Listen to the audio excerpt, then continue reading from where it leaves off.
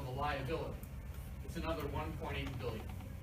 So in reality, the deficit grew from 9.45 to 14.79 billion, or 68% of current expenditure.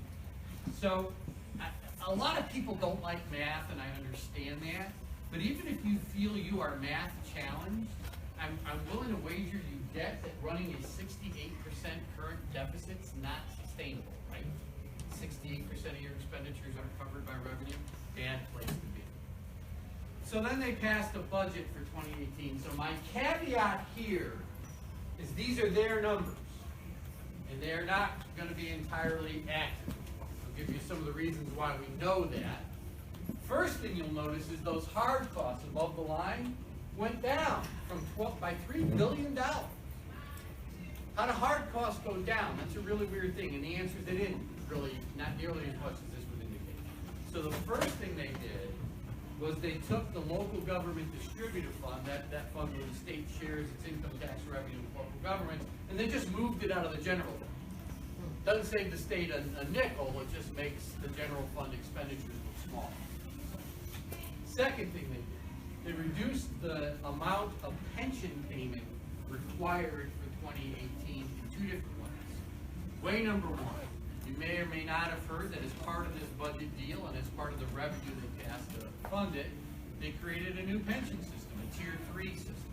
We now have 3 tiers of public employee pension system, lower benefit, et cetera, in the prior one. And they are projecting $500 million in savings 2018 from this change. Which sounds good, except Tier 3 is not going to be implemented until fiscal 2019. It's really hard to see how they will get $500 million in savings this year from a system that won't be implemented until next year. So they won't. Now, actually, over the long term, they might save a little. Some people that are currently in the fund switch over, or whatever, but it'll be a little tiny bit.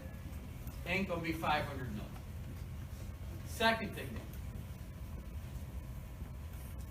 one of the key factors in determining how big your unfunded liability is across your pension systems is your expected rate of return on your assets, right?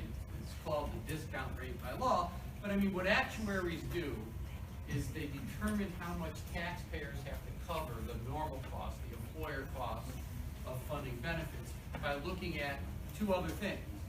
Number one, the employee contribution. Well, there's some of the money that's going in. And then number two, the return on investment that you're anticipated to get over the next 30 years. Actuaries project this forward 30 years.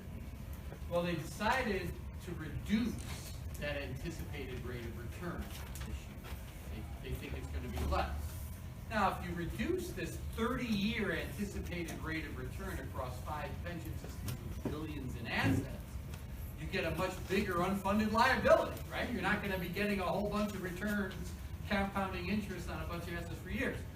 So that would require you as the employer to put in more money now to fund the benefits because you're not going to have this investment return. And they recognized it, but they didn't really want to pay it. So what they did was they said, well, we're going to smooth this obligation out over the next few years. And they haven't fully identified the smoothing schedule yet. We're waiting on it.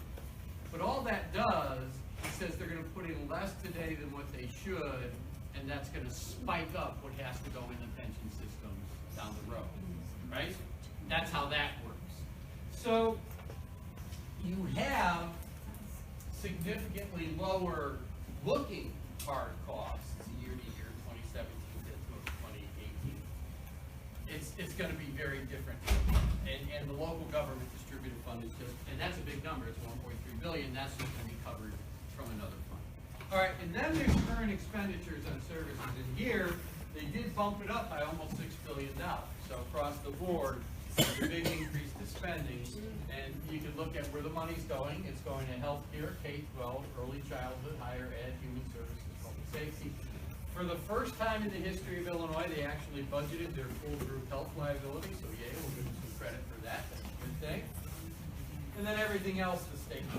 And everything else literally means everything else. The park districts, environmental protection, all that stuff. But they didn't really mean they're going to spend all this money.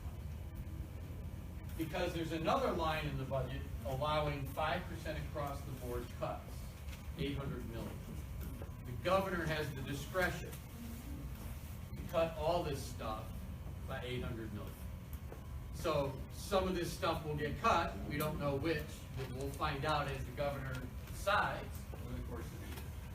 But net spending is going to go up significantly after these cuts to $36 billion from just over $30 billion.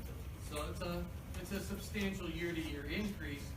It's going to be bigger than that, right? Because they're going to have to pay a lot more in pension costs than what they're admitting they're going to have to pay.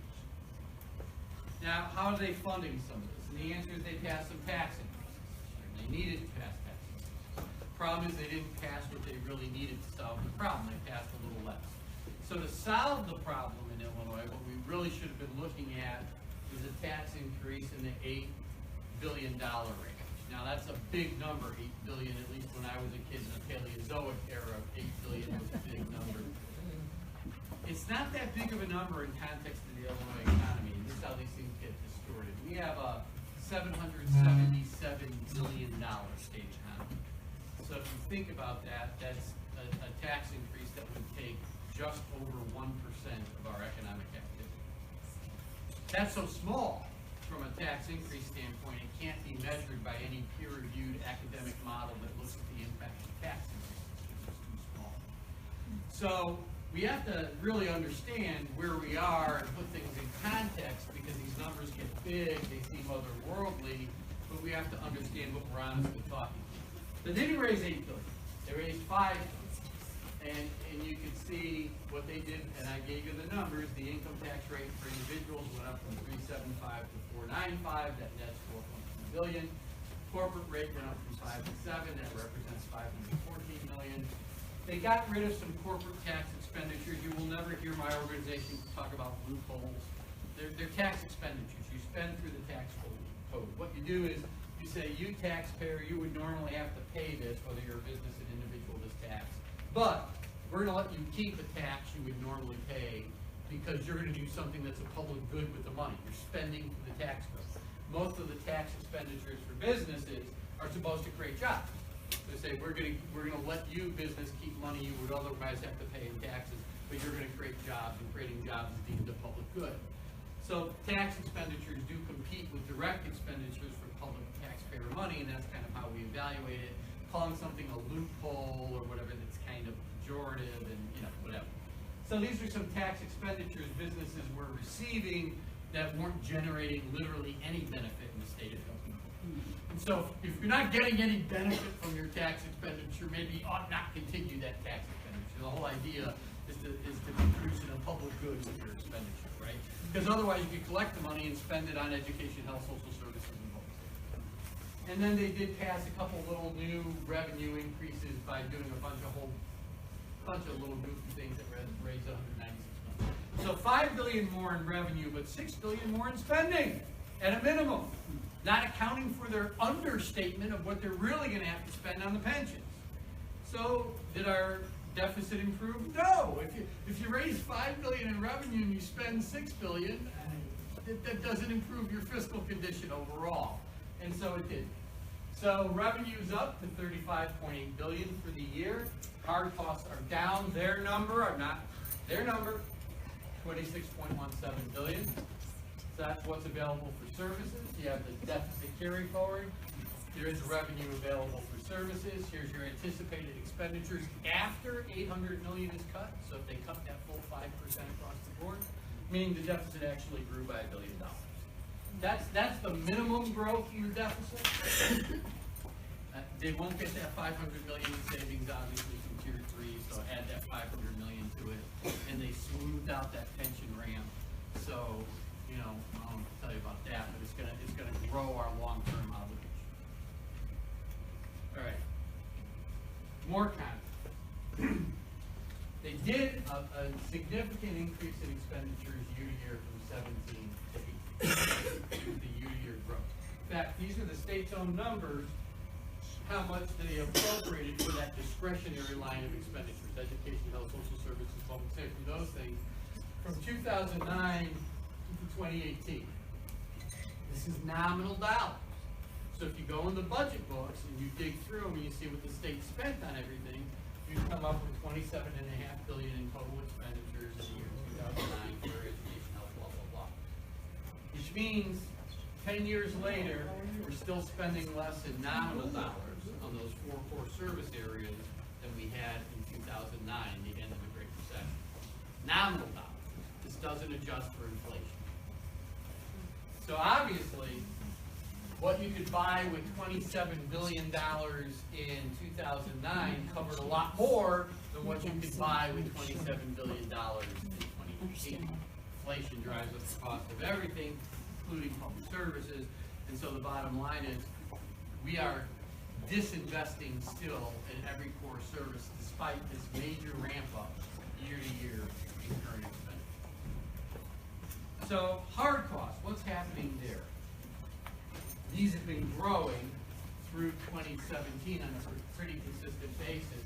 I've identified, I would have put more years on here if I could have fit more years on the chart. I just couldn't. This is the most I could cram in there, so I hope it's not too busy. But I just love these kinds of things, all these numbers and bars. All right. These are in billions of dollars. You probably can't see it that well. And the blue bar, so it was 1.2 billion in 2010, growing at 2.4. That's debt service to third parties, banks, bondholders, that part of the hard cost. This orangey, reddy bar in the middle, which only grew from 2.1 to 3.2 billion over a 18-year sequence, whatever it is, 14-year sequence. That's all other statutory transfers. That's the Medicaid money, that's the local government distributed fund, that's everything else. The gray bar is the pension payment under the pension. That jumped up from 1.4 billion to 7.1. Now that's a big increase. It's great. And I highlight that it's mostly debt because that's precisely what it is. So over this entire sequence, the actual normal cost to taxpayers of paying for the pension benefit of these systems varied depending on actuarial assumptions and performance in the market, those kinds of things, from 1.2 billion to 1.6 billion a year. Pretty flat. Everything else is debt. Paying back the pensions, what was borrowed from them previously, to hide that little structural deficit between our tax revenue growth and our service cost growth. So in 2017, actually the normal cost was 1.6 billion, meaning $5.5 billion is just debt service, just paying back what we borrowed. But when people say the state of Illinois have a pension problem, they have it wrong. We don't have a pension problem. Our pensions are relatively inexpensive. They are eminently affordable.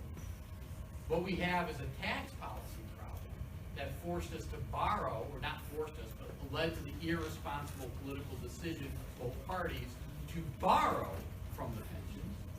And now we have a debt service problem paying it back. It is not a pension problem. That is completely inaccurate.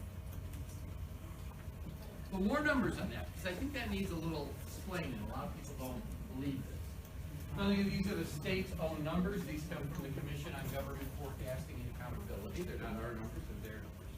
And this is the dollar amount attributable to different items that have led to the growth in that unfunded liability in our pension systems since 1996. Why is that a magic year? In 1995, the state passed the pension ramp law. Anybody heard that phrase before, the pension ramp? All right. Here's what that was all about. We had a big unfunded liability in 1995. We owed our systems $17 billion that we hadn't put in. $17 billion. Our funded ratio, that is the percentage of assets we had versus what we should have been putting in over time, was only 54%. We only had 54% of what we should have had in our pension system. That was one of the lowest funded ratios in the entire country in that time. And in fact, that $17 billion unfunded liability was one of the largest in the country, and it had doubled in a 4-year period. That's how aggressively they were borrowing against what they owed the pension system. So they said, all right, we got to get responsible. We got to pay this back. So they passed this 1995 pension ramp, which established a 50-year payment plan, right? And they said if we make all these payments over these next 50 years, our systems will be 90% funded from 54%. Well, that's good.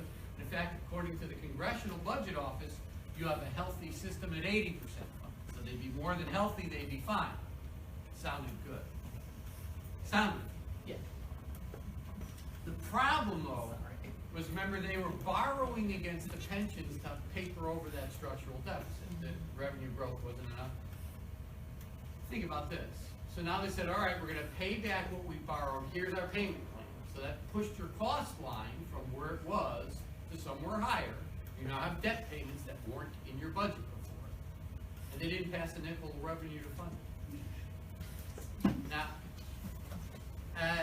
who thought that could work? And the answer was they didn't.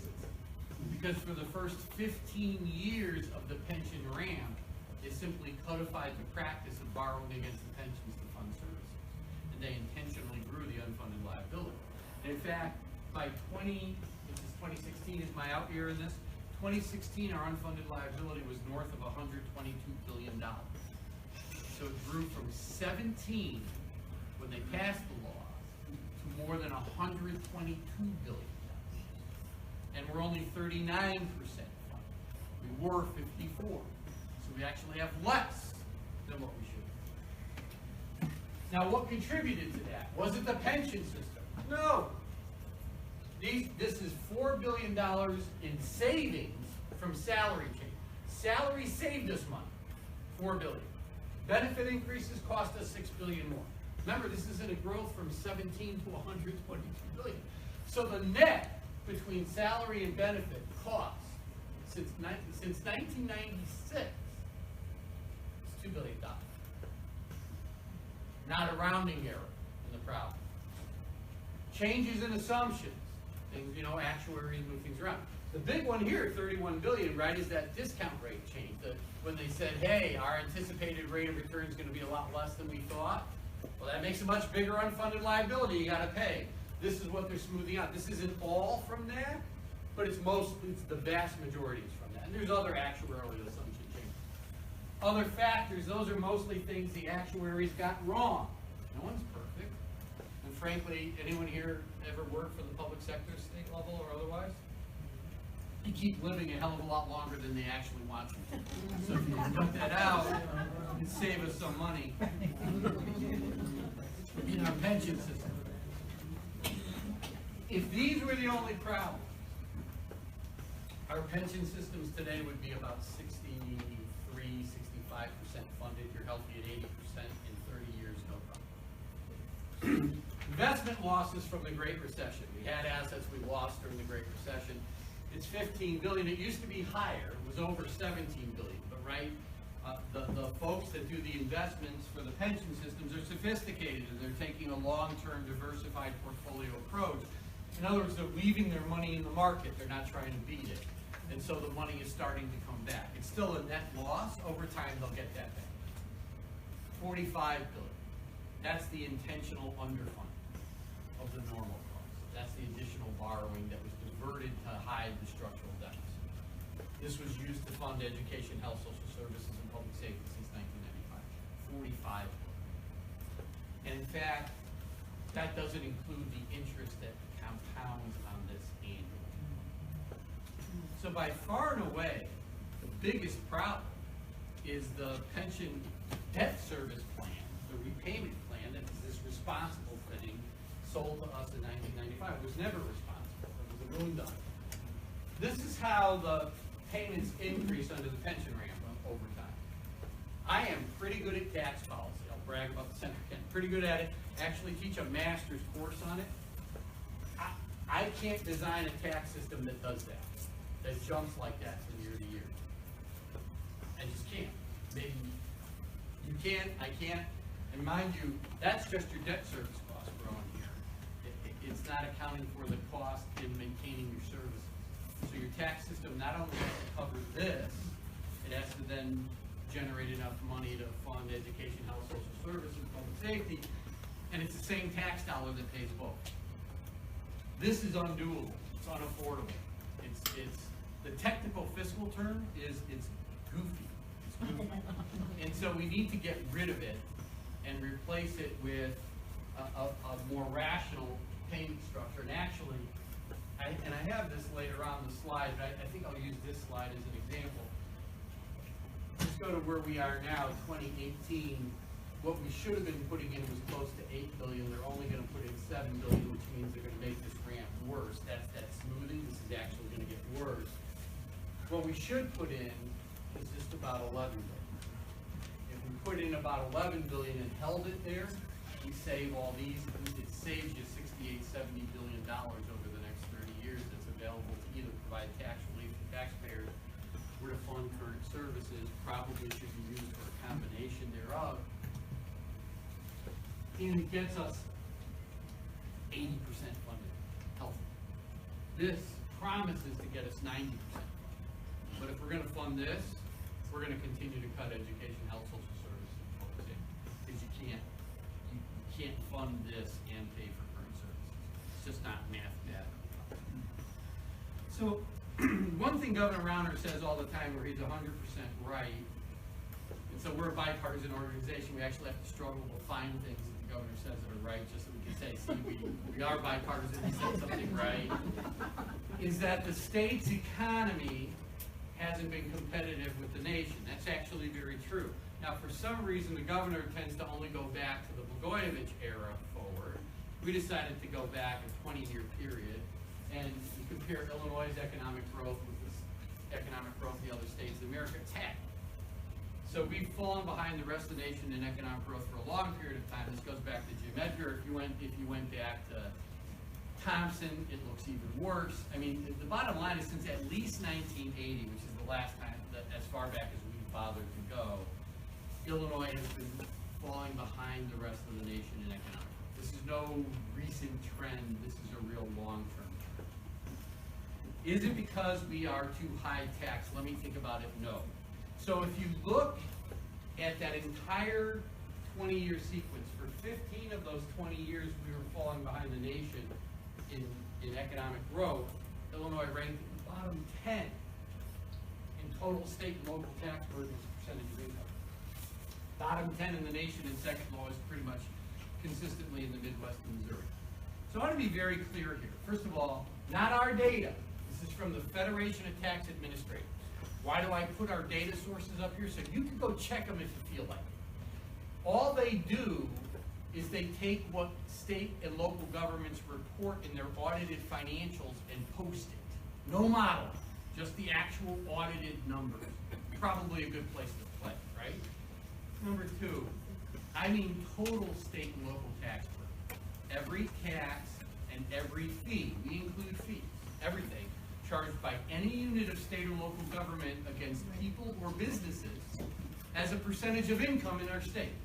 So you take every dollar raised by any state or local government in Illinois, fee or tax, divide all that by our personal income, there's your tax burden as a percentage of income. So it includes property taxes, sales taxes, cigarette taxes, gas taxes, driver's license fees, fines, business fees, all of it. Compared to the rest of the country, we were bottom 10 for 15 of those 20 years. And our economic growth was half the rest of our higher tax neighbors.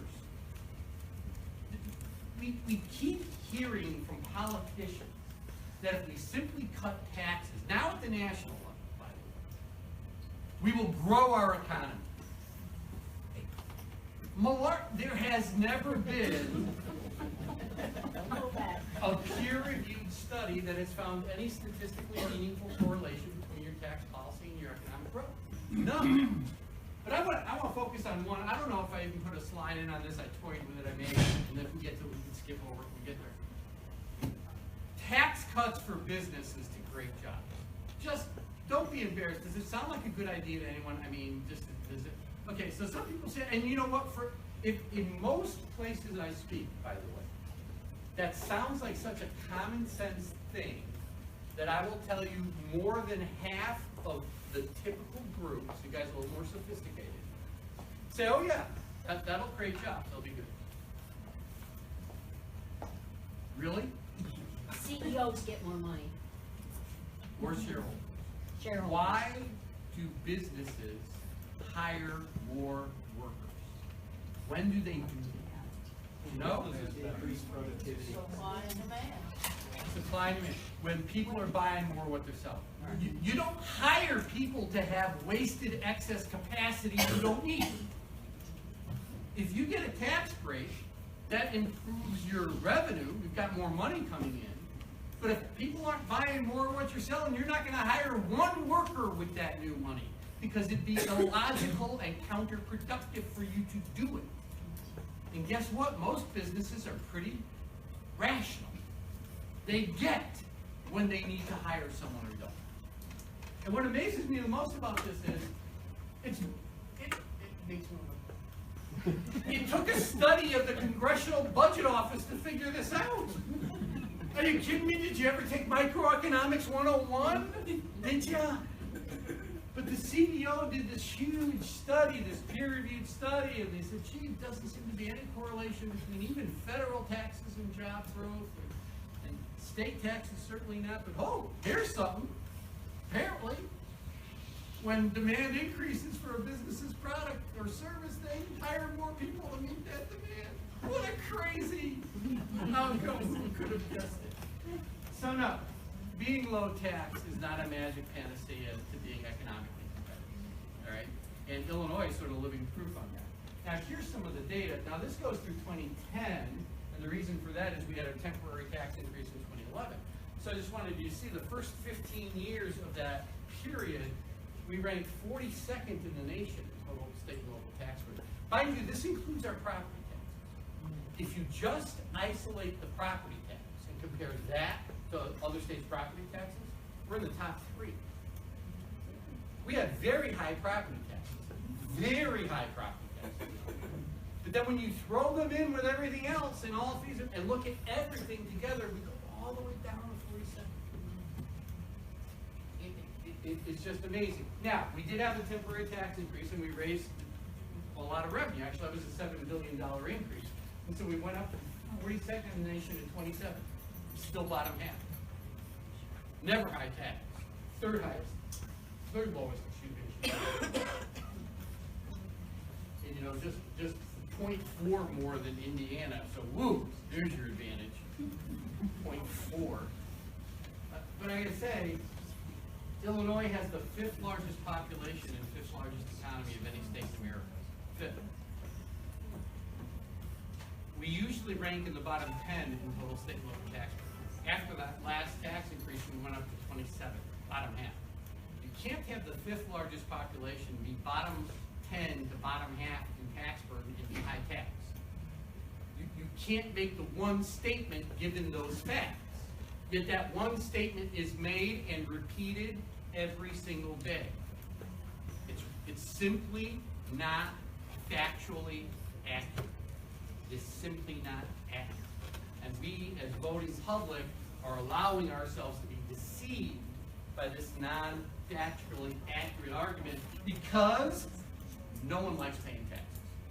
So we hear we're high tax and taxes need to be cut. We want to believe it because we want our taxes cut. That's just rational. But unfortunately, it's not what the data indicate either the state needs to do or what our actual tax policy is. So I wanted to go back a little longer look and compare fiscal year 2000 to fiscal year 2018. Now, not 2018 has this big bump up in spending, right? And see if we're keeping at least even with 2000 level of investments in education, health, social services, and public safety after inflation. So let me explain these graphs. This was the actual budgetary amount for these services in the year 2000. Here's what they are in 2018. And you see, except for higher ed, they're all a larger dollar amount. Huh? See, and I didn't even touch it, did I? I'm not, technology hates me. Low battery. No battery. So do I just say okay? No, you need to go behind.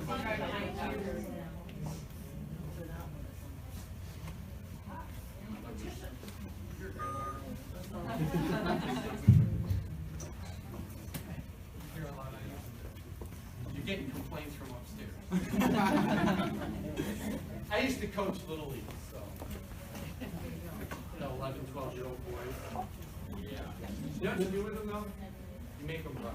You start practice by running them around the base like 10 minutes as hard as you can. All run, run, run, go, go, go, slide, up, down, run, run, run. And then they have the capacity to listen. All right. Don't have the capacity to listen until you. My son was one of them, so I can read it. This line, we just took the expenditures on services in the year 2000 and adjusted them for inflation to be 2018 dollars. So to buy $5 billion worth of services that you spent in 2018, you need to be spending $8 billion to get the same amount of services. That's what it is. It's just the inflation adjustment. This is in real terms. And so you can see in real terms across the board, the state has cut spending in every service. We're spending less in year 2018 on education, health, social services, and public safety than we did in 2000 after inflation. Fifth largest state, the fifth largest economy, and the richest nation in the world, and we've disinvested in education, health, social services, and public safety for the last 18 years. And mind you, this comes after one of the largest year-to-year increases in spending on services the state has ever seen from 2017. So if that middle column was FY 2017, the negative numbers would be much Much worse, much worse. The one that's hard, I mean, they're all, you can't justify any of them. The one that's really amazing is higher ed. I mean, we're spending less than nominal on higher ed. Since community colleges up to universities, it's 51% cut. There is no policy justification at all for disinvesting in education at any level, whether it's early childhood, K-12, or higher ed. And the fact that one of the richest states in the richest nation in the world is doing that, actually, when we get to some information I've included later on, helps explain why our economy is falling behind the rest of the nation. All right. Actually, so I am beating them up on higher ed here, and I'm not going to do all that charts. Every year, the Illinois Board of Higher Education makes a recommendation to the General Assembly and Governor. This is required by law for what higher ed needs to service the students walking through its doors. This is the Board of Higher Ed recommendation from 2008 to 2017. Here's the actual appropriation. Never once have we actually met the level of need that they've requested. And I'm not going to get it, I'm going to fly through the math grant stuff, I'm not going to show it to you. But you know what the math grants are? The grant program, kids don't have to repay. Our demand for math grants in the state of Illinois, according to Tom Cross, who's a Republican, he was the former Republican minority leader in the House, he was appointed by Bruce Rauner, he is the current head of the Illinois Board of Higher Education, is well over $1 billion. He zero funded it in 2017, he gave it $400 million this year. Demand is over $1 billion. And this is for low-income kids who are trying to work their way on up and get the credentialing they need to be competitive in a modern economy. So that's the math grant. Then there's K-12 funding. So we changed that this year, and it was remarkable change. So I tend to be kind of harsh in my comments about Springfield and what they're doing from time to time. But I'll tell you this, so the evidence-based model passed into law this year. It's our new school funding formula. Before the governor signed the bill that August afternoon, when we woke up that morning, you and me, we woke up in a state in America that had the single worst school funding formula of all 50 states. The worst. And when we went to bed in a state that had the best. Illinois doesn't do that. We did it this time. Now we have to fund it, but the formula is literally the best practice. So to understand why what we're doing now is so much better than what we did before, I'm going to give you a little bit about what we did before. Before we had what's called the foundation formula approach to education funding, as do 35 other states, the standard way to do school funding. What happens is the General Assembly and the Governor agree on a dollar amount per kid. That's your foundation. And that dollar amount is sort of the guaranteed minimum expenditure on education statewide. So it's one foundation level for the whole state. Now, the state doesn't pay the full foundation level anywhere. It's a combination of state and local resources, but that's the basics of it. Our foundation level in Illinois has traditionally been based on nothing, not one actual cost of educating children. In fact, what it is a politically determined number predicated on what decision makers believe the state can afford given its fiscal capacity. Well, now that you know the state's fiscal capacity is something other than rosy or solid, you can assume that we've had an inadequate foundation number for years, and this graphic will show it. So in the middle 90s, late 90s, Governor Edgar got the legislature to pass a bill allowing him to appoint a group called EFAP, the Education Funding Advisory Board. The reasoning behind this was pretty simple. Nothing isn't a good basis for education funding. He wanted this independent board, EFAP, to recommend what the foundation level should be, what this minimum dollar amount per kid should be, based on the cost of an education that's sufficient in quality to get our children to achieve academically to a specified level. That's a little more rational approach, don't you think? So this is our aspiration. Now, I gotta break it down because only in Illinois could we set the bar so low and call it an aspirational school funding thing, but nonetheless we did. So their aspiration was, what would it cost per child to purchase an education of sufficient quality to get 2/3 of our non-at-risk children passing our state standardized tests? That was our ask. That's what we were shooting for. So it's 2/3 of the non-at-risk kids. So it throws one third of them out the window. But to be clear, it's of the non-at-risk children. Now, at-risk, term of art in education policy and funding. What it really means is at risk of academic failure. There are 3 kinds of children who are at risk of academic failure when they walk in the schoolhouse door: low-income kids, special needs kids, and English language learners. Apparently, Illinois didn't aspire to educate them because they weren't included in the EFAP model. So now you're talking about a projected cost, a foundation level investment, that's enough to get 2/3 of the kids with a reasonable likelihood of academic success passing our state's tests. And we never funded it. Our actual foundation level in what year is that? 2003 was $120 less per child. We have 2 million kids in the system than EFAP recommended. By 2017, last year, it had grown to be $2,900 less than the EFAP recommendation. Now, we ran this through the State Board of Education school funding model. $4 billion. It's a $4 billion shortfall. So last year, Illinois' starting point for K-12 education was $4 billion less than the cost of an education that could get 2/3 of the kids with a reasonable likelihood of academic success passing tests. My organization determined that was an inadequate starting point for school funding. I'm willing to hear a rational counter-argument. Hearing none, I'm going to move on.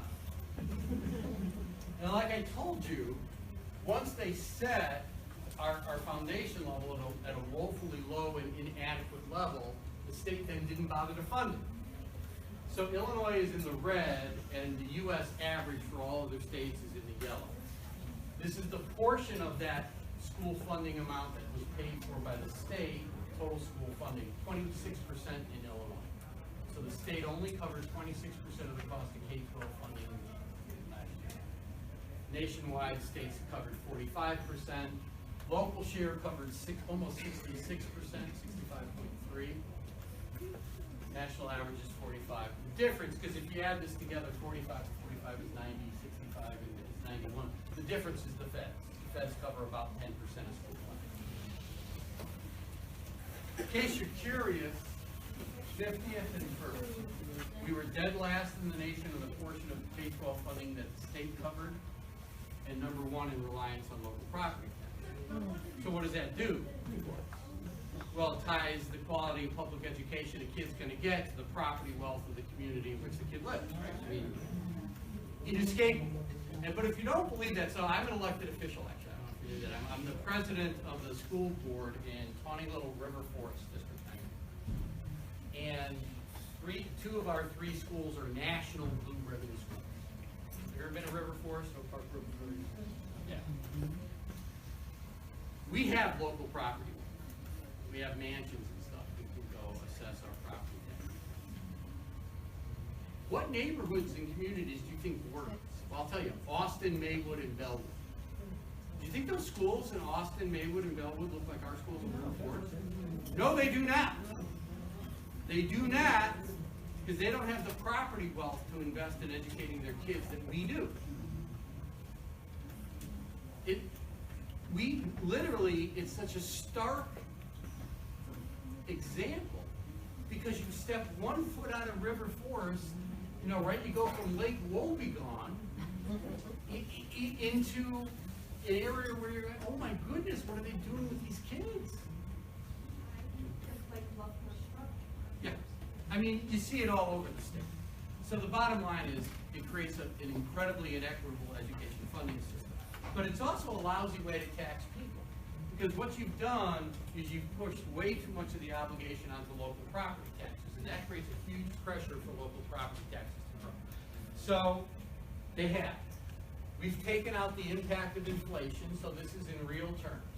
From 1990 to 05, property taxes, you probably can't see this number, in Illinois grew by 49%. Median income grew by 2.7. You can't have a tax regularly growing at close to 20 times the rate of growth of income for most people and have that be sustainable. And of course, after 05, we went into the Great Recession, median incomes went down, but sort of property taxes were still going up. So, it's an inequitable way to fund schools, it's an inequitable way to tax people, and it was the law of the land in the state of Illinois. We've had a number of proposals put forward at the state level to freeze property taxes. That would be disastrous for communities statewide on a number of levels, because I'm going to tell you one other consequence of this. So, if local school districts are forced, and historically have been forced, by the state of Illinois to cover way more of the cost of educating the kids that walk through the door from property taxes than they should, what does that do to the availability of property taxes for police, fire, streets, sands, parks, libraries?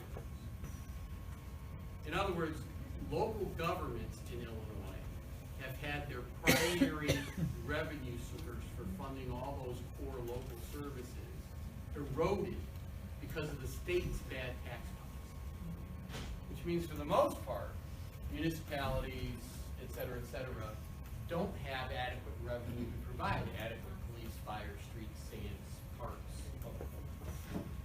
You freeze property taxes, and you don't replace that revenue from the state for your schools, number one. Are you kidding me? Your schools will go down. But number two, what did you just do to your police, fire, streets, and sands? They're frozen at this lower inadequate level. Are their costs frozen? Did anyone freeze inflation for them? No. So you will see public safety degraded. You will see your park districts degraded. You will watch your roads be degraded. But you got a property tax freeze. Look, we've got to rein in property taxes in Illinois. They're out of control. When you isolate that one tax and compare it to other taxes, it is clearly out of whack. It's got to be taken in. But there's a rational way to do it and an irrational way. The rational way to do it is to raise state revenue and get the state to fund the majority of K-12 education like every other state does. And then what you will see in property taxes, because this has happened in every state that's done it, is they flatten out and then start to decline over time because schools are no longer going crazy levying there. And the municipalities never make up the full differential. So you end up with real property tax relief that doesn't degrade your school system and doesn't degrade your police, fire, streets, and safety. Or you can have a freeze. Fiscal policy, I love it. So I told you we have the worst system in America, and I'm going to take somebody else's research to prove it. So this comes from the Education Trust. This is not our research, but the Education Trust is a very respected source. And they looked at the differential in state and local, I don't know if you can read the state and local funding per student between districts serving the kids in the greatest poverty and kids with the least poverty. And why that's an important thing. Equitable school funding does not mean and never will mean equal. Equal and equitable are very different terms. Why? Equitable means fair, tied into actual cost. And so what the research shows is if you've got a low-income kid over here and a non-low-income kid over here, there's no reason they can't achieve academically at the same level. They can't. However, it costs more to get the low-income kid to achieve at that level than it costs to get the kid that's not low-income. Why? You're making up for advantages that that non-low-income kid has at home that this kid doesn't have. Access to magazines, computers, books, parents involved in the education, safety at home. All that stuff matters in education. And so you could make up the differential. And low-income kids can succeed. You just got to invest the money. So states that get it right are over here. Ohio and Minnesota, for example, at the very top of the list. They are spending more, here's 0%, on their kids in poverty than the kids that aren't in poverty. And that's what the data say you should do. Can you find Illinois on the map? Yeah. Fifth richest state and the richest country in the world. I'll read from the Education Trust study. By far the largest gap is in Illinois, where the highest poverty districts receive nearly 20% less state and local funding than the lowest poverty districts, because we tied everything to local property. And here is your proof that it's not a good way to do it. So what did we get when we went to the EBM, the evidence-based model? Well, it's called that because, now get this, what a wacky way to fund schools. It was designed by a couple of university professors, one at the University of Wisconsin, one at USC. And what they did was they looked at all those educational practices that have been in place over the last 30 years, and they pulled out the ones that had a statistically meaningful correlation to actually enhancing student achievement. You know, what worked? And they said, let's fund those. Why don't we invest taxpayer money in funding the educational practices which the evidence shows work? And that became the basis for the evidence-based. What a crazy thing to do, huh? Put your money into what works. So this is radically different from a foundation approach. Remember, the foundation approach is just some politically set number, dollar amount per kid of all children in your state. Second you go to an evidence-based model, you no longer have any statewide number. Every school district gets a unique adequacy target of funding based on its unique needs. What do I mean by that? So it identifies 27 elements. These are your evidence-based elements. And they're everything from teachers to class size to guidance counselors to after hours programs to teacher interventionalists to mentoring to professional development to rich academic program in the summertime to enrichment program. Believe it or not, things like music, theater, sports are what motivate kids to learn. Yeah, it's a crazy thing, but you gotta have them. They really help the educational environment. So it identifies all these things that actually have the statistically, and then it costs them out based on your student population. I'll give you an example. So in River Forest District 90, we have a middle school. So the first thing it's going to say, all right, for every 142 children attending your middle school, you need one full-time equivalent teacher position for each core subject, math, science, blah, blah, blah. Then for every 125 low-income students in your school, you need another full-time equivalent teacher. And that low-income student counts twice. Once for your general population, once again as low-income. Then for every 125 English language learners, you need another full-time equivalent teacher for every core subject. And if that English language learner happens to be low income, that child counts 3 times. So you see what the formula does. It builds up resources for those districts that serve a significant number of low income and or English language learners. In other words, it automatically provides additional resources to schools that have to educate a lot of at-risk children to overcome those at-risk by formula.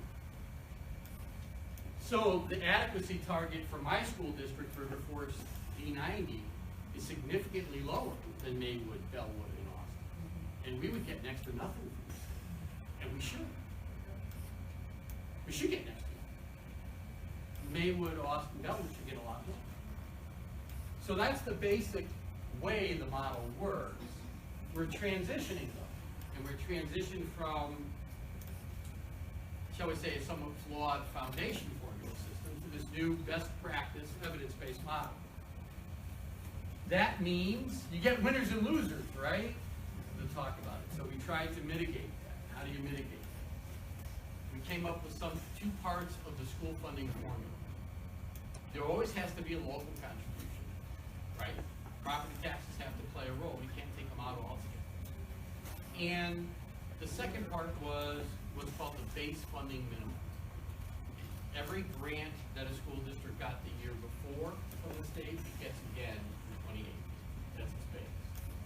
And then new money over and above what the state allocated to education in 2017 gets run through these 27 elements.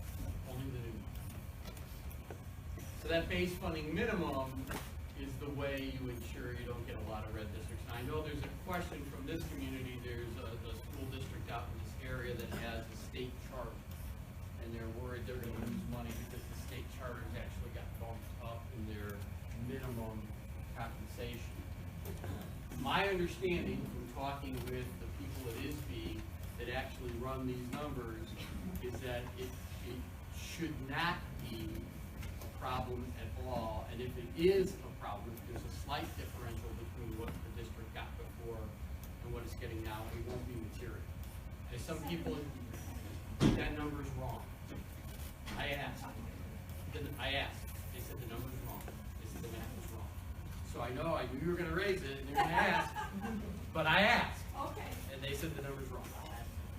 Okay. So, and you know, really, have you talked with, by the way, one person to talk with is James O'Brien on House staff. He's the numbers maven that ran through the ISB model. That said, at House staff, Democratic House staff. And he's the one that did the analysis that I'm relying on. But he said when you run the numbers through, there was an error in the calculation of the advocates. It said it was 700 million. He said it might still be a differential, but it's going to be immaterial because what happened is the adequacy target is going to include all the charter kids for the district, which pumps up state money. But then the money won't come from the district to the charter, it comes directly from the state to the charter, bypassing it. That's how it's supposed to work. I'm just telling you. I asked. Yeah. So I got a very specific answer to your question.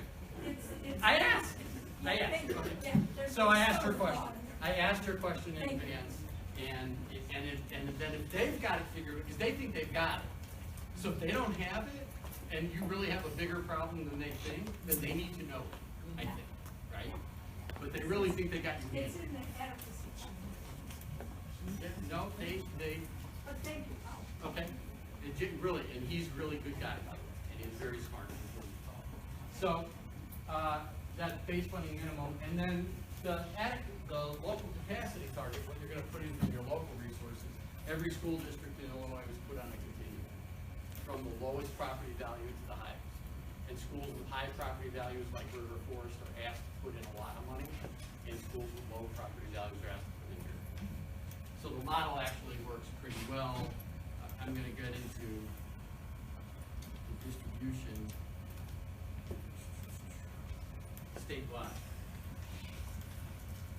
So $350 million is going in to schools this year that's new, that's over and above what went into schools last year through the evidence-based model.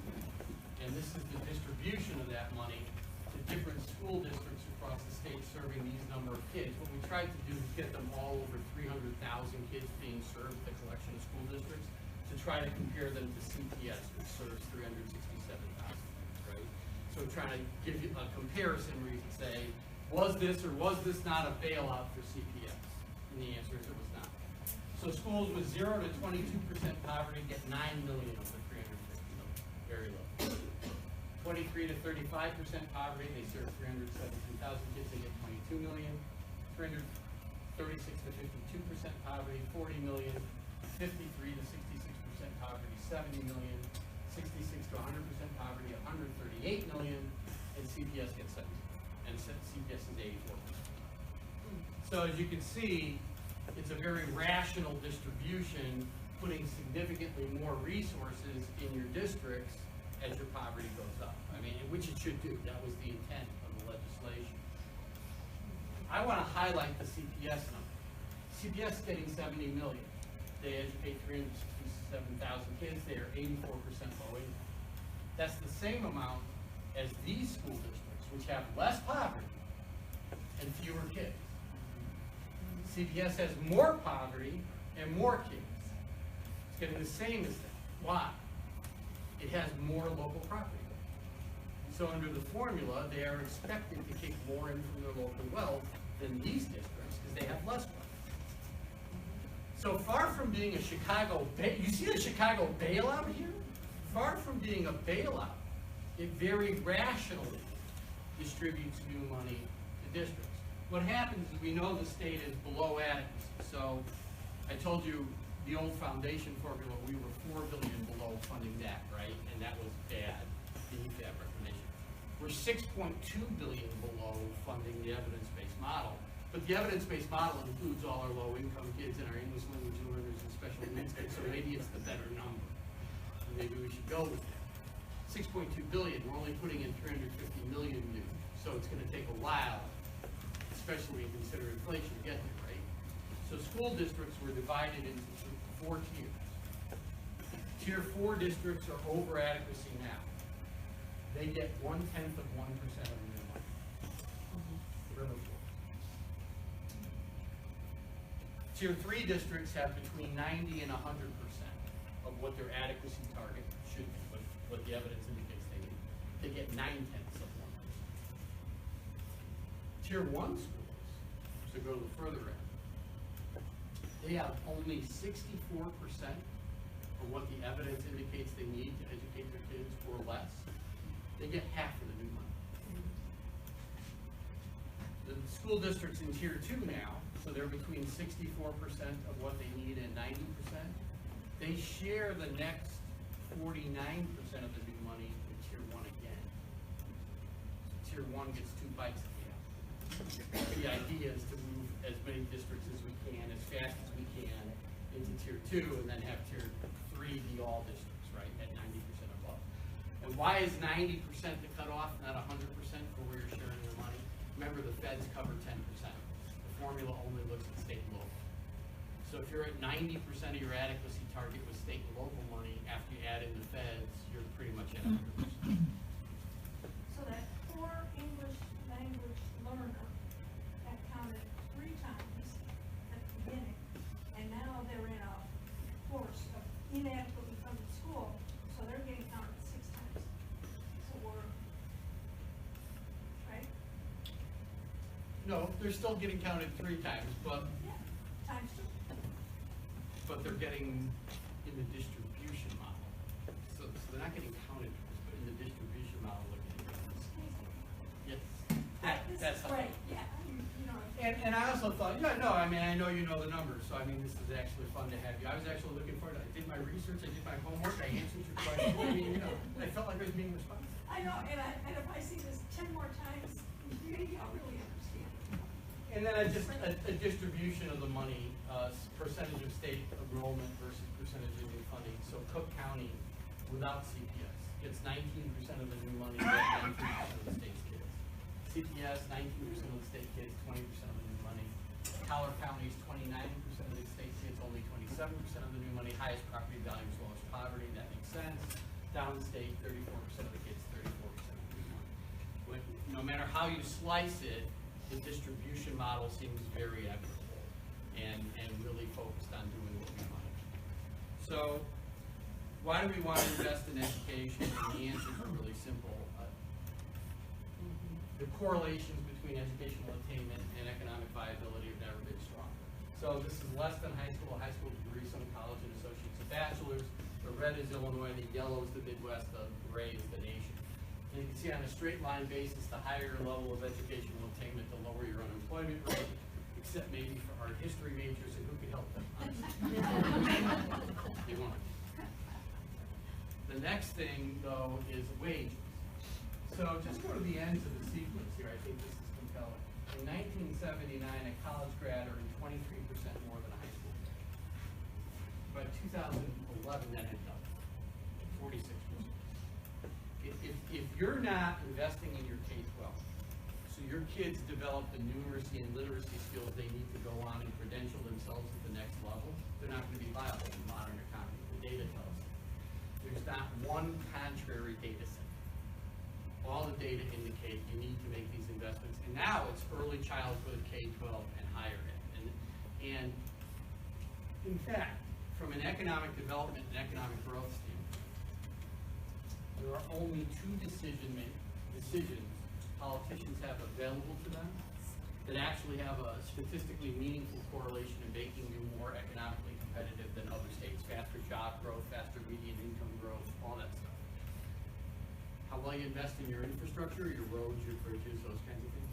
And how well you invest in education writ large, early childhood, K-12, and higher ed. And what you can see is Illinois, despite having been one of the lowest taxing states in the nation over the last 20 years, has nonetheless fallen behind our much higher tax neighbors because we've disinvested in education.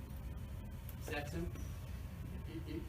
We haven't given our kids and our schools the resources they need to be competitive in the modern economy, and businesses have noticed.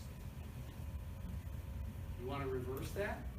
Raise adequate level of resources for the state and invest in education, and that's what the data indicates.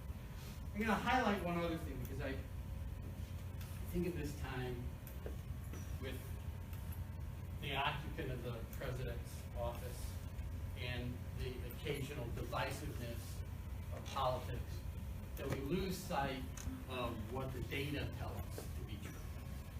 And it's not, this one says this and this one says, you know, you can get lost in all that yelling and screaming. So I like to look at the data.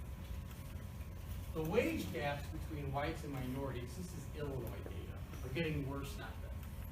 Right? So this is the growth in the wage gap between whites and Latinos in Illinois. Very complex number from 1980 through 2016. 37% growth. Some of that's discrimination. Some of that is an immigrant population that's very willing to take low-paying jobs. Some of that is as a cohort in the labor market. Latinos, when compared to whites, blacks, Asians, are the least educated and youngest overall compared to all them. So being younger and undereducated are both indicia of being qualified for lower-paying jobs, right? Now we know those nexes. So it's a really complex data point. There's a lot going on to unpack. Then you get to that growth in the wage gap between whites and blacks of 197%. So the interesting thing is when you look at this data, there are no neutral labor market factors at play here like an immigrant population taking low things. None of that applies. Two things are happening. Number one, discrimination is impacting labor markets in Illinois, and it doesn't matter how you slice the data. So if you compare unemployment rates of, and this is just before the Great Recession, which is compelling because when the economy was normal, before we went into this crazy time, the hardest to employ people don't have a high school diploma, right? You saw the graphic, very hard to employ. Well, the unemployment rate for whites in Illinois just before the Great Recession was 11% and change, a very high rate. For African Americans, it was over 27%, more than double. Then you flip it. Your earners are the people with a BA or more. And these are the people that have the lowest unemployment rates and the highest overall wages. And in fact, 56% of the whites with a BA or higher make it up to that top earnings decile, but only 24% of the blacks. So it doesn't matter how you slice the data. You see these racially disparate outcomes you can't explain by anything other than discrimination impacting labor markets. There's discrimination. You can't say X percent is because of discrimination, but you could say without discrimination we wouldn't have these outcomes. Okay, it's compelling. But the other thing is how we've been funding schools in Illinois. It's that over-reliance on local property taxes to fund education.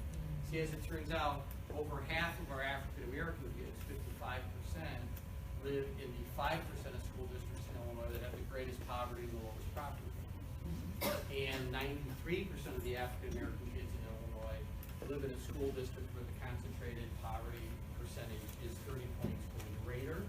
Property values for school districts fall off the map when that number is at 20%.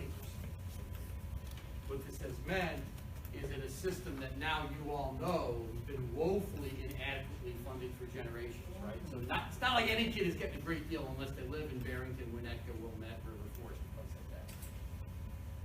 No kid's getting a great deal. African Americans have been singled out for particularly poorly funded education, getting less spent on them every year than their white peers, and their white peers weren't getting a good deal. So if you single out a minority group for specific disadvantage in an inadequate system, and you do it for generations, you're going to harm them when education matters more than ever being competitive, and that'll show up in your labor data and it. So we probably can't pass a law that says people have to stop being ignorant and no longer can discriminate. It's really hard to stop ignorance. I don't know if you've noticed this. It's something that we tend to conclude after meeting with the general public on a regular basis. But we have taken a meaningful first step by changing the school funding and saying the state needs to bear the primary responsibility for funding education. It needs to invest in all its kids, and it needs to invest in its at-risk kids. And that, over time, if it makes the investment, will start reducing this. And isn't that what we want to do? Yeah. So what do we need to get? Solution. I promise you. This is that refunding or re-amortization of the pension debt. The red line is what our current amortization, so that's the pension ramp. These are the payments under the current law. This is putting more money in today. What happens over time? See the differential? Less interest. Yeah. So this is at the top, so the higher rate, that saves us $68 billion from this period forward. That is $68 billion, this differential, that's available to fund education, healthcare, social services, and provide tax relief to taxpayers. Or we could leave this law in place, pay that $68 billion in debt, and be 90% funded, or be down here and be 80% funded. At 80% you're healthy. Which do you think is more rational? Now, the thing on this is, and we got to make this happen, because note that the payment now needs to be north of $11 billion. My organization has been saying we need to re-amortize this pension debt since 2004. You know what the payment would have been if we'd have done it in 2004? Under $4 billion. We've cost our taxpayers $7 billion a year in debt service costs for no reason, other than lack of political will. We wait another year, it's going to be north of 12 billion. Wait another year, it'll be north of 13. Waiting makes it more expensive for taxpayers, and it's money wasted on debt. To bring it to the same level, 90%, how high would it We didn't run it out at 90% because when we started to do it, it was too high. I think it was like close to 14. And you don't need to get to 90%. At 80%, you're healthy according to the Congressional Budget Office. Look, if we did this, heck, if we did the lower one and ended up 70% funded in 30 years, we're 39% funded today. We're doing a really good thing, and we're saving billions. Remember, this is the same tax dollar that funds education, health, social services, and public safety. We could either waste it on debt service we don't need to pay, or invest it in educating our kids, and caring for our elderly, and caring for disabled, and people with, I need to go down the list, right? I just think it's a no-brainer option. And in fact, it's such a no-brainer. So a few years ago, I don't know if you remember the state passed pension reform, they called it, where they took benefits away from the workers. And our state constitution says pension benefits shall not be diminished or impaired. That's the language, shall not be. And the Supreme Court said, hey, the plain language of the Constitution means kind of what it says, and so this is an unconstitutional provision, which we were saying. My organization was the only organization saying it. Yeah, but I mean, we were the only independent group. We were saying, yeah, no, that doggone hunt. And the Supreme Court, when it ruled it unconstitutional, cited our work and said the rational approach to solving state pension problems is CPA reamortization. Maybe you guys ought to go do that. And what's amazing about it is this doesn't require anything other than a change in law. Because we owe the money to our own pension system. We don't have to negotiate with banks. Bondholders, no. You change the law. You change the law. And that's what they're not willing to do because they're worried that people won't understand. It's too political. The actuaries want to be 100% funded, blah, blah, blah, blah, blah, blah. So a bunch of political nothing. Well, actually in this, we got to put in more today. The magic of compounding interest, right? You put in more today, you save billions over the long term. And so that's solution one. Solution two, we need more tax revenue. We need at least 2.5 to 3 billion more in revenue. A couple of easy ways to do it that make sense. Expanding the state sales tax base to include consumer services, not business to business, not healthcare, not just consumer services. There, that's lawn care, auto repair, only consumer services. That's number one. We should tax some retirement income. We don't tax any retirement income in the state of Illinois. 41 states in America have an income tax. Only 3 don't tax any retirement income. In just about 6 years, over 25% of our state's population tax retirement age. But there are ways. We do have an unfair regressive tax system, so we have to design it in a way that doesn't harm lower seniors actually. And we need a graduated rate structure for our state income tax. So by constitution, Illinois is required to have a flat tax.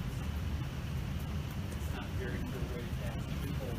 What you want is a different rates that apply to different levels of income, lower rates at lower levels of income, higher rates at higher levels of income. And if you did that, you have a more fair system. So we run through some of those things. The expansion of the sales tax base is good for 2012. The blue bar shows you the percentage of the Illinois economy made up by the sale of services. It's over 72%. The red bar shows you the sale made up, the percentage made up of the sale of products. It's 17%. This is what our current sales tax applies to. That's what it skips. And any questions as to why that doesn't work? We are leaving the largest and fastest growing segment of our economy out of our tax base. And if we expand it to that, there'll be services we would become Massachusetts, right? Because all our neighboring states already tax services more than we do. Heck, we want to tax the exact same services they tax in Iowa and Wisconsin, neither of which are new states. Right? Iowa, Wisconsin, they're both Republican states. And, you know, as far as it's going to hurt businesses, have you seen busloads of people from Iowa, Wisconsin, coming here to get the respect? They tax them in those states. Now, have you seen the haircuts they should come to? They're funny looking people, but they're not good for tax. All right. The taxing of retirement income. We do have a very unfair tax system, so we don't want to hurt fixed income. So it's if your income is 50, your AGI, your federal AGI, just supposed to be $50,000 a year or less, guess what? You pay no state income taxes on your retirement. Between $50,000 and $75,000, only 25% of your retirement income is taxed. 75% you still don't pay the state income. You don't pay the state income tax on all of your retirement income until you have $150,000 a year or income in your state rate's 4.96% a year. So that raises the whole graduating rate structure. So give you this quote. So if you pick up a textbook on tax policy, it has definitions of what tax fairness is. Now, I'm sure everybody here, you have your own idea about what tax fairness is. I don't. You should do it the way the textbooks say. It's just that simple. And the harder part of tax fairness is called vertical fairness. How do you tax people fairly that have different levels of income? Some way up here, some way down here, some right? That's the challenge. And we have an answer. Capitalist answer. Anybody here ever hear of Adam Smith? Yes. He invented capitalism, wrote The Wealth of Nations, published bonus points. In what year? 1776. America, capitalism, together from the beginning. All right. Okay, so they're all meat-eating capitalists. But he said, on taxes, in fairness, to be very clear to capitalist economy, taxes ought to be designed to remedy the inequality of riches as much as possible by relieving the poor and burdening the rich. That is straight out of the Wealth of Nations. That's not Karl Marx, it's Adam Flippin Smith. Now, his reason for that was that in a capitalist economy, economic growth will disproportionately go to top income class and lower to the bottom of the middle. It does. The data, in fact, in the U.S. since 1980, 139.8% log growth in income has gone to the wealthiest 10% after inflation. 139.8%. For the math challenge, 100% would be all of it. So if more than all of the growth in income went to the wealthiest 10%, that means the bottom 90% are earning less today than they did back in 1980, which means you want this graduated ratio. Illinois is the opposite. So our current taxes, the way they mix and go, the bottom 20% pay 13.8% of their income in taxes, the top 1%. The easiest way to put that is graduated ratio. I'm going to stop, because I know I went way over my time, but I tried to answer some questions during. Don't worry, I'll get it to you. So, again, I want to thank everyone for being here today.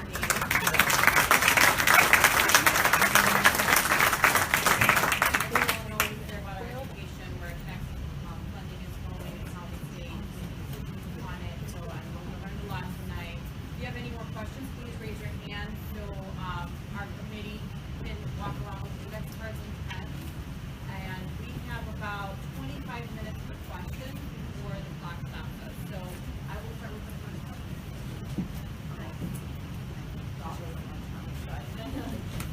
New state, teacher pension law should pension cost to local district without providing the cost of district related to the demographics of the district and the number of new teachers hired. What impact does CPDA predict this will have on school districts? Well, yeah, it's real easy. So the question is, part of tier 3, this gets to the tier 3 pension system, it shifts the normal cost for new hires down to the local level. So what that will do, obviously, if you have a system that's still funded the way we fund it now, that's over-reliant on most property taxes, is it will take local revenue away from funding current operations on the schools and into funding future pension. That's the natural outcome of that. Now, we did put a provision in the evidence-based model that says if the state decides to shift this down to local governments, the state, it becomes a cost in teacher salary that the state picks up in its funding model, but it'll only be a portion of that cost, in the whole thing. And until the evidence-based model is fully funded, it wouldn't be a dollar-for-dollar thing, right? It'd be a portion. So the bottom line is it has to constrain local capacity to fund current needs. Thank you. Any follow-up with that? Alrighty. Ralph, can you explain the pros and cons to SB 851, the 2-year property tax rate? Let's see, the cons usually are in the governor's office.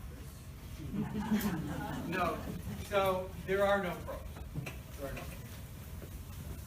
I think during my presentation I made it pretty clear. I think the property tax freeze is really bad public policy. It will harm communities. It will particularly harm low and middle income communities. It will degrade public safety. It will degrade fire services. It will degrade parks and libraries and roads and streets and SAMs. And so I see no reason to do that, and it will constrain, public education. I mean, we're still 65% local funded in the K-12. And even with the state putting $350 million more in this year, that's, you're talking about a $27 billion enterprise. And so it's going to take the state a while to really make a meaningful enough new investment to take the pressure off property taxes. We can't freeze money. Can you follow up with that? Does issuing bonds to pay off the state's old unpaid bills make sense? Yeah.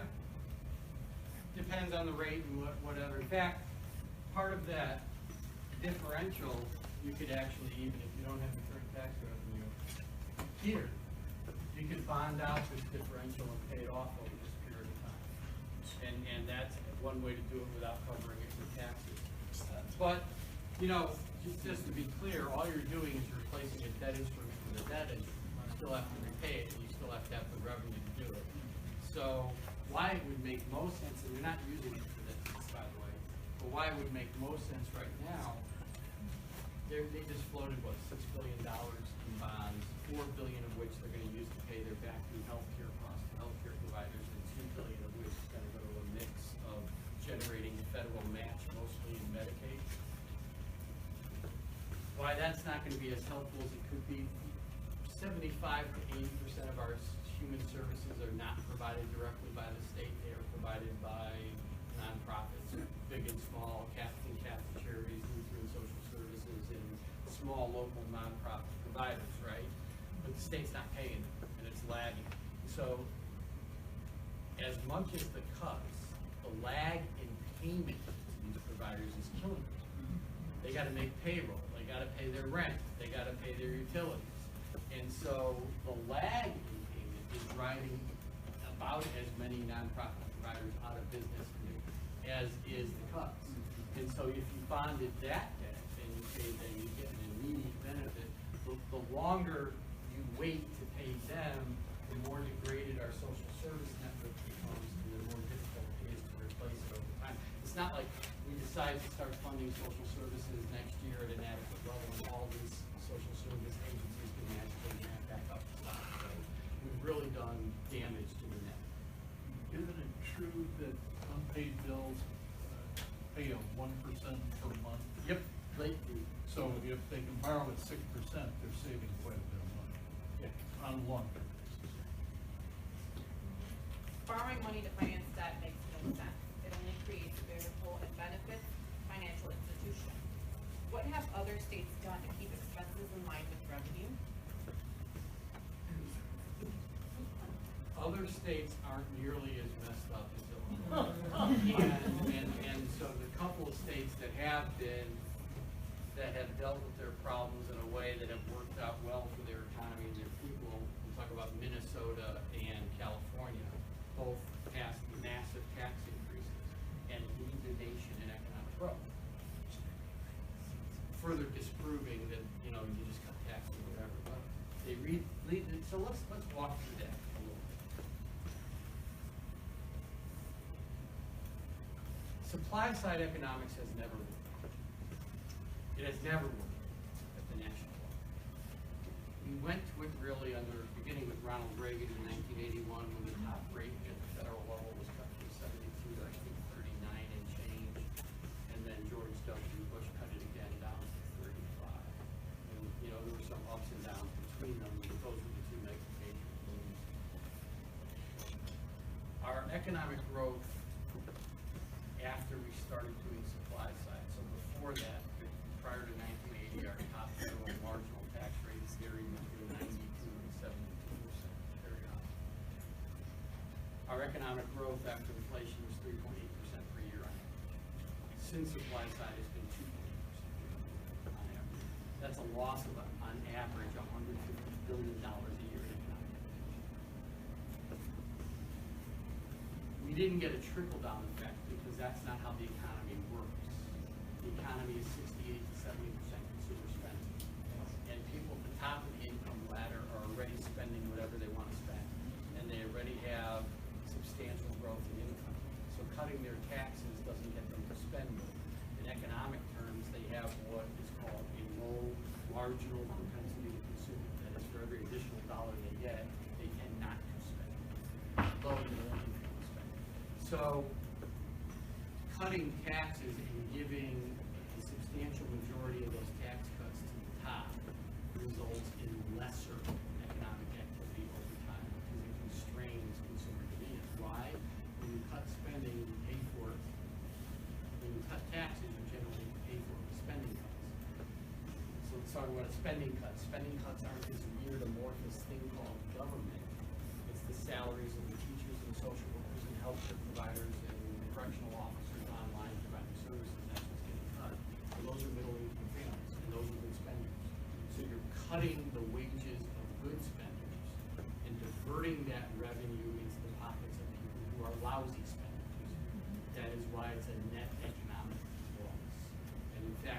meta-analysis that's peer-reviewed at the state level that has looked at the relationship between spending cuts and tax cuts has found that every time a state cuts spending to pay for tax cuts, its economy falls. Meanwhile, if you raise tax revenue, that has a cost, right? You're taking money out of people's pockets. So the cost of a tax increase, depending on how it's designed, for every dollar you tax, you can lose anywhere from 30 cents to up to 90 cents of economic activity. However, when you spend it on education, health, or social services, you remember that's where 9 out of 10 dollars get spent. You get $1.36 of economic activity in the private sector for every dollar you spend. So let's just take the extremes. If you have a 90-cent cost and a $1.36 benefit, your net benefit is 46 cents to your economy for every dollar. So your economy will have a multiplier and jobs will grow. One of the reasons why Minnesota and California had these major tax increases and yet lead the nation in growth. Kansas had big tax cuts and fell behind the nation. It's really hard to talk about this stuff. The media is so misplaced. And you do have to get into the gory detail. This is not bumper sticker material, right? This is doing an analysis of how things really work. That's why it's so frustrating. The common perception is completely wrong and not based on any facts. And we have been counterproductive in our fiscal policy as it concerns whether or not it's going to stimulate the economy for decades. And we just got to change that. I'm sorry for going off on that one, but No, completely fine, thank you so much. We actually covered the second portion of that question. The current Tax Cuts and Jobs Act, are moving through U.S. Congress. What impact does CTVA predict this legislation will have in Illinois? And should Illinois taxpayers? yeah, we haven't finished our numbers, but it's going to be significant job loss, and for a couple of reasons. Number one is we're already a net tax exporter, most people know that. So Illinois residents pay more in federal taxes than the state of Illinois receives in federal transfer. And I think we're in the top 3 or 4 in differential. So we already have a net loss in money flowing out of the state to the federal coffers based on what's returned, and that has a negative multiplier. This, for instance, the salt, state and local tax. So we're talking about taking that away from people. The state like Illinois with very high property taxes and very high, we have higher local taxes and low state taxes. So all these local taxes you're paying, you're not going to get back. And you're going to have to pay more tax revenue on that into the Fed. So that'll be a double hit on Illinois as less income will be available to be spent in Illinois. It's just a goofy thing, but we're modeling it out now. Bottom line is it's a bad program, and it's mostly focused on, it's not even the top 1%, it's the 1/10 of 1%, because the vast majority of these tax breaks, and that's not going to create any economic activity at all national. So it's going to be a loser for the nation, it'll be a loser for Illinois. And then the other significant part of the tax breaks focus on businesses. I think of the $1.7 trillion growth in the deficit these tax breaks are anticipated to net over the next decade. 1.1 trillion is attributable to reduced corporate tax payments. Well, that ain't gonna create one job, for what we talked about before, right? Businesses only have jobs when there's more demand for their services. So literally the vast majority of that deficit growth is going down until it won't create any Thank you. Just like, check out my sunshine slide back. Well, you're answering our question, so it's, we're grateful for that. The American Health Care Act, AHCA, will divert critical funding from Medicaid that's currently used to cover special education costs for children with special health care needs. Yet, local school districts will still be obligated to provide special education services. What does CTVA recommend taxpayers to do to support public education? I think the main things at the state level, right? So the unfunded mandate from the feds under the idea, the federal law that puts the mandate on school districts to service the needs of all children, including those with special needs, is well over $52 billion nationally. So that's a $52 billion cost imposed on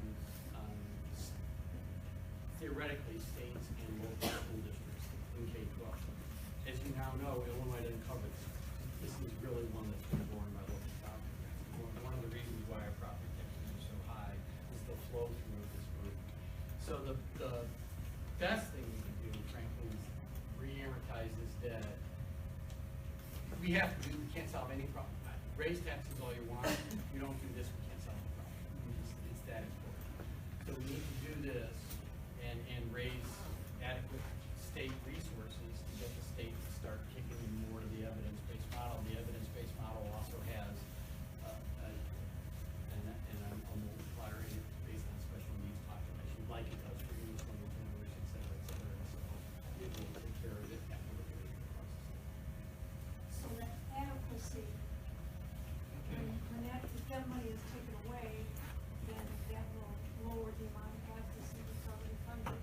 Which money is, Well, I'm not following. you know, special needs. Never mind. I probably didn't hear it all.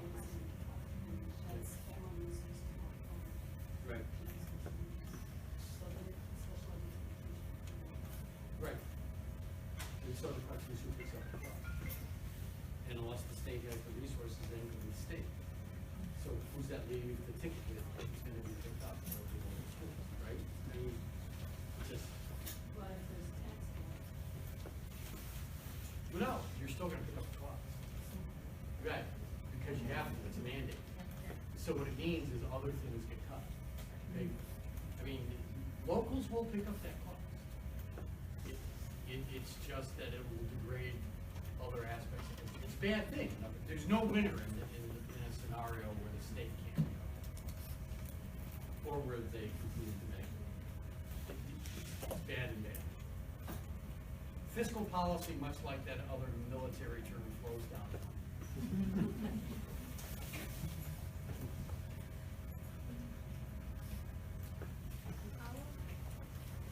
Does the Illinois state lottery money still go to the schools? Yep.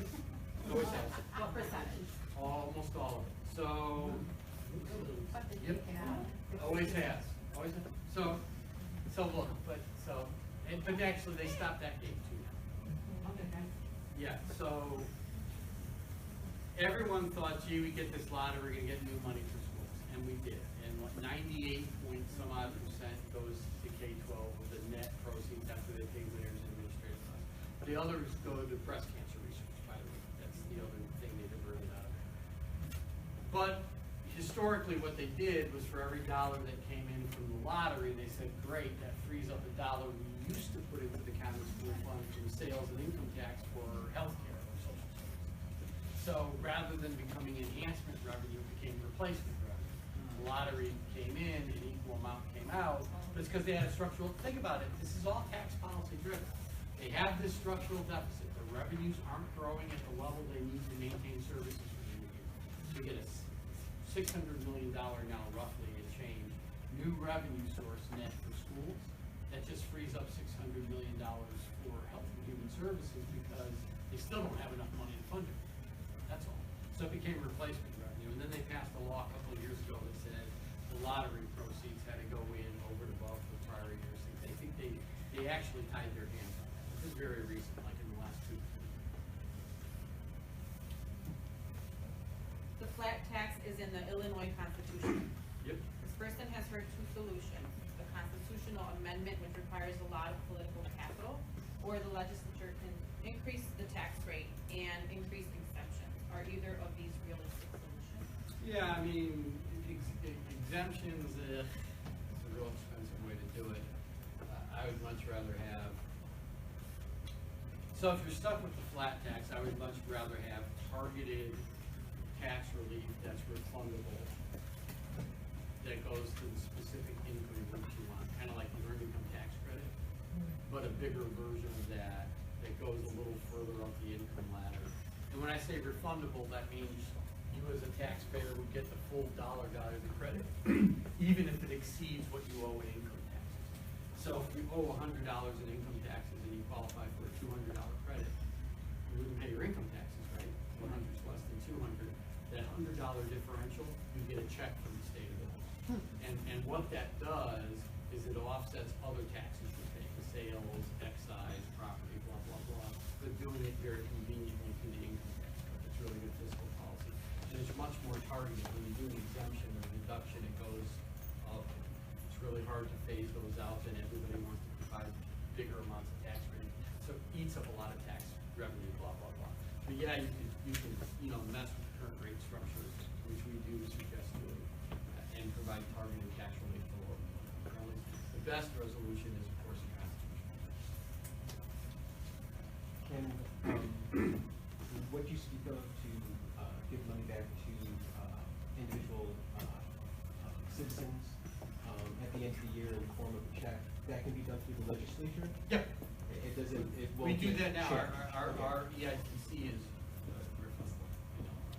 And this has enjoyed great bipartisan support. So the federal EITC, which ours is based on, first passed under Richard Nixon, by the way, but it was most greatly expanded under Ronald Reagan, who described it as the single best pro-job, pro-family, anti-poverty legislation Congress ever passed. So it's enjoyed bipartisan support. It actually is very good fiscal policy, so it's a good way to approach it. Where is the money from the evidence-based models coming from? The increased income taxes and stuff that we passed this summer. If we are out of questions, anyone on the floor have questions? Are the slides available on your website? No, we don't put up on my website because, things change. These are picture in time. If you want a copy of them, we'll send them to you in PDF. We'll not send them to you in PowerPoint. There's a group called the Illinois Policy Institute that has taken our slides and changed the numbers and left our name on it. So we will no longer send it out in PowerPoint form, but we will give it out in PDF.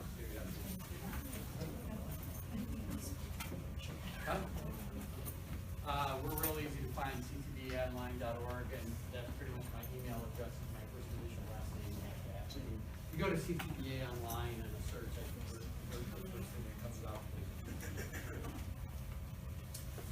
Can you explain more about Tier 3 pension reform?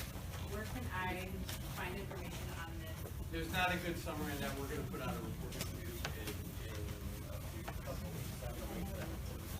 We're doing a line by line. But it is a blended plan, so it's not a pure plan vested at all. Just a quick one. Did you say that Illinois listening to your recommendations? Are they accepting them? Well, not your representative, not from up here. So we were technical advisor to virtually every legislator that voted to increase the taxes this summer. The tax increases did follow what we suggested they need to do. They just didn't do as much as we suggested. Two different legislators have put in our pension reamortization bill over time. I drafted the evidence-based model. So they occasionally do listen to us, but I mean, they listen to you more, honestly. And, and a lot of times we will get from them, yeah, Ralph, we agree with what you're doing, but my constituents have no idea and I can't do it. So they care a lot more and you know this, right? They care a lot more what their local community is telling them than what I do. Yep, that's why we ask, most of the time, some letters to, This would be the more important part of the and obviously advocate for our community. If there's not any more questions, we can come to a close, and thank you so much for attending, everyone.